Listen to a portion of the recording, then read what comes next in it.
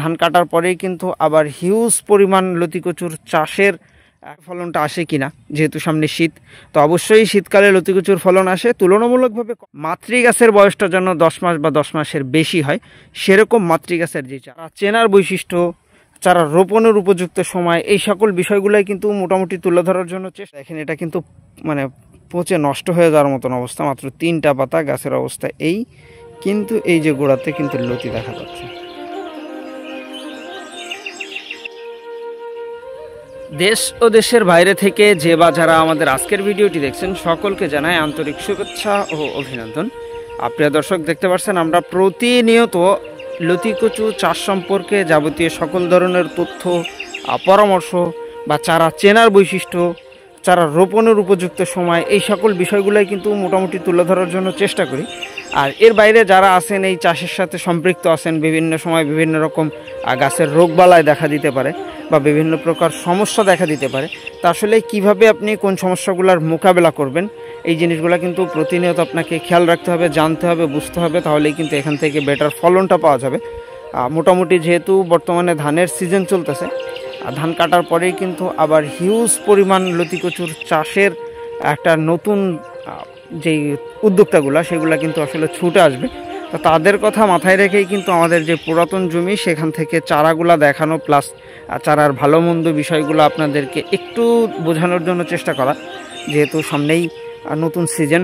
আর এই সিজনে যারা চারাগুলা রোপণ করতে যাচ্ছেন, অবশ্যই দামের দিক বিবেচনা না করে চারার কোন কোন বিষয়গুলো বিবেচনা করে লতিকচু চাষ করা উচিত, সেটাই আজকে ভিডিওর মাধ্যমে আপনাদেরকে দেখানোর জন্য একটু চেষ্টা করব।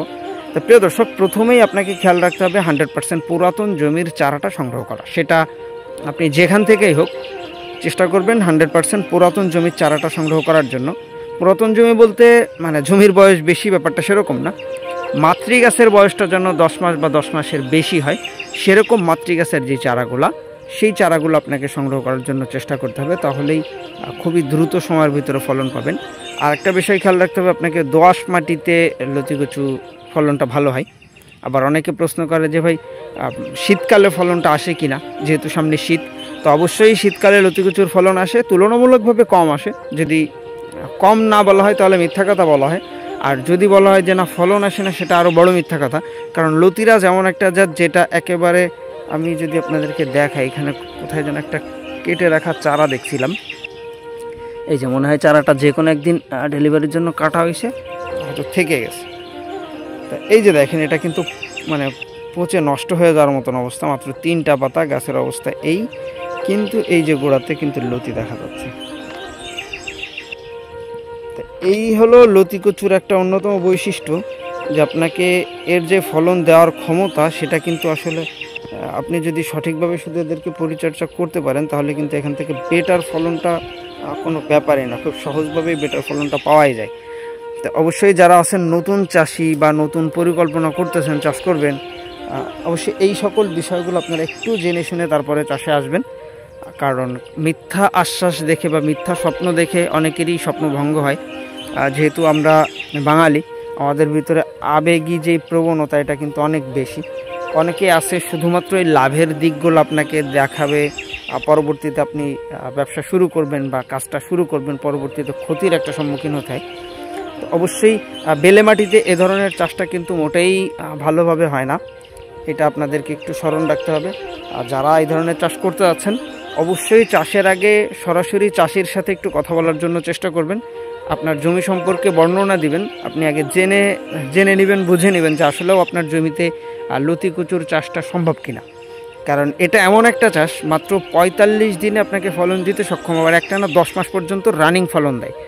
আমাদের কিছু কিছু জমি আছে, আমরা মাসে 4 বার ফলন উত্তোলন করি, হারভেস্ট করি, অর্থাৎ প্রতি সপ্তাহে। আর কিছু জমি আছে আমরা প্রতি 10 দিন পর পর লতি উত্তোলন করি। তা 10 দিনের থেকে বেশি সময় কখনোই এখনও পর্যন্ত আমার এই 4-5 বছরের এই মানে লতিকচুর সাথে থাকার পরেও 10 দিনের বেশি লাগে নাই। তা যারা এই ধরনের চাষ করতে যাচ্ছেন, মোটামুটি এটা মাথায় রাখতে পারেন যে আপনি মাসে 3 বার কমপক্ষে বেতন পাচ্ছেন বা মাসে 4 বার বেতন পাচ্ছেন। সেই হিসাবে অবশ্যই এটা লাভজনক। অন্য যে কোনো ফসলের সাথে কম্পেয়ার করলে লতিকচু আসলেই সবগুলো ফসলের থেকে অতিরিক্ত লাভজনক। তবে বিষয়গুলো আপনাকে জেনে বুঝে সঠিকভাবে করতে হবে। তার জন্য অবশ্যই আমাদের ভিডিও স্ক্রিনে দেওয়া নাম্বারে যোগাযোগ করবেন। আর এই যে দেখতেছেন আমাদের এখানে কিন্তু মাদার গাছগুলো অলরেডি কেটে আমরা বিক্রি করে দিছি। এই অবশিষ্ট জায়গা থেকে যেই চারাগুলো আসতেছে এগুলাই কিন্তু আপনার পুরাতন জমির যে চারা আমরা বলি, যেটার একেবারে প্রত্যেকটা চারাতে 100% লতি আপনার 45 দিনের ভিতরে মোটামুটি চলে আসে। তো যারা এই ধরনের চাষের সাথে আছেন আমাদের ভিডিও স্ক্রিনে দেওয়া নম্বরে যোগাযোগের মাধ্যমে চাষ পদ্ধতি, সার ওষুধ দেওয়ার নিয়ম বা কতদিন পর পর কীভাবে কোন ধরনের ট্রিটমেন্ট করতে হবে, এই ধরনের বিষয়গুলো কিন্তু অনেকেই জানতে চায়। আবার অনেকে প্রশ্ন করে যে ভাই কোন কোন স্প্রেগুলো ব্যবহার করলে আমার গাছে ক্ষতি হবে না। তা আসলে রোগ হওয়ার আগে ট্রিটমেন্ট করাটা ডিফিকাল্ট।